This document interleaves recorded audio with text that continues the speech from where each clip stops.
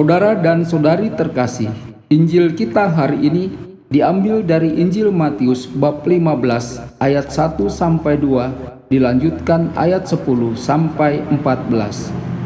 Kemudian datanglah beberapa orang Farisi dan ahli Taurat dari Yerusalem kepada Yesus dan berkata, "Mengapa murid-muridmu melanggar adat istiadat nenek moyang kita? Mereka tidak membasuh tangan sebelum makan." Lalu Yesus memanggil orang banyak dan berkata kepada mereka, "Dengar dan camkanlah, bukan yang masuk ke dalam mulut yang menajiskan orang, melainkan yang keluar dari mulut, itulah yang menajiskan orang." Maka datanglah murid-muridnya dan bertanya kepadanya, "Engkau tahu bahwa perkataanmu itu telah menjadi batu sandungan bagi orang-orang Farisi?" Jawab Yesus, "Setiap tanaman yang tidak ditanam oleh Bapa-Ku yang di surga akan dicabut dengan akar-akarnya. Biarkanlah mereka itu. Mereka orang buta yang menuntun orang buta. Jika orang buta menuntun orang buta, pasti keduanya jatuh ke dalam lubang. Berbahagialah orang yang mendengarkan sabda Tuhan dan tekun melaksanakannya. Sabdamu adalah jalan, kebenaran dan hidup kami."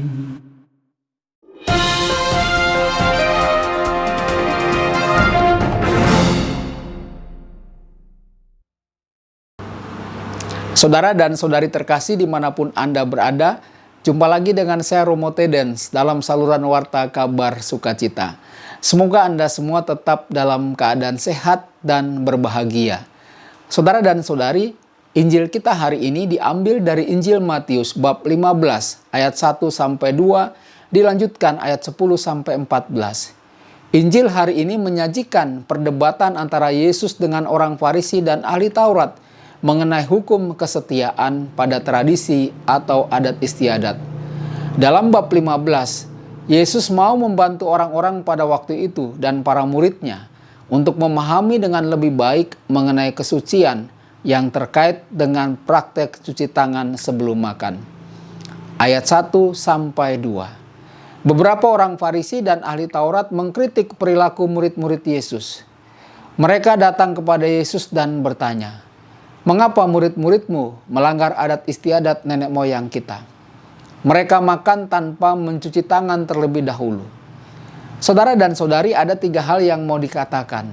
Pertama, beberapa orang Farisi dan ahli Taurat datang dari Yerusalem. Mereka datang untuk mengamati apa yang Yesus lakukan. Yang kedua, murid-murid Yesus tidak mencuci tangan sebelum makan. Hidup bersama Yesus memberi keberanian para murid untuk tidak mengikuti adat istiadat yang tidak memiliki makna hidup. Yang ketiga, cuci tangan baik untuk kesehatan, tapi digunakan oleh orang-orang Farisi dan ahli Taurat untuk mendiskreditkan orang lain. Ayat 10 sampai 11. Yesus membuka cara baru bagi manusia untuk mendekatkan diri kepada Allah. Yesus berkata kepada banyak orang, "Dengarkanlah dan pahamilah, apa yang masuk ke dalam mulut tidak membuat siapapun menjadi najis. Justru yang keluar dari mulut itulah yang membuat seorang menjadi najis. Yang membuat tidak suci bukan yang dari luar masuk ke dalam, seperti yang diajarkan orang Farisi dan ahli Taurat, tetapi apa yang dari dalam lalu ditampakkan keluar." Dengan apa yang diajarkan Yesus, maka orang tidak perlu lagi bertanya atau mempermasalahkan apakah makanan ini atau minuman itu najis atau haram, halal atau tidak. Yesus menetapkan apa yang suci, apa yang bersih, dan yang tidak suci pada perilaku etis. Yesus membuka jalan baru untuk berjumpa dengan Allah tanpa dikekang dengan aturan yang membelenggu. Karena itu, kabar baik yang diwartakan Yesus membebaskan manusia dari rasa takut, serta memberi makna bagi manusia untuk hidup secara baru di hadapan Allah sebagai putra-putri Allah dengan sukacita. Lalu ayat 12 sampai 14. Yesus menegaskan apa yang ia katakan.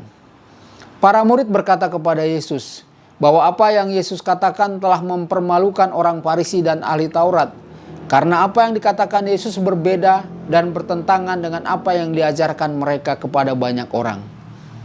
Jika banyak orang akan benar-benar mengikuti apa yang Yesus ajarkan, maka seluruh tradisi akan dihapus.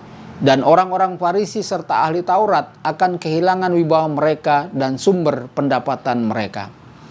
Saudara dan saudari, apa tanggapan Yesus? Tanggapan Yesus terhadap apa yang dikatakan para murid. Yesus menegaskan, setiap tanaman yang tidak ditanam Bapa-Ku yang di surga akan dicabut dengan akar-akarnya. Yesus meminta untuk melupakan orang Farisi dan ahli Taurat.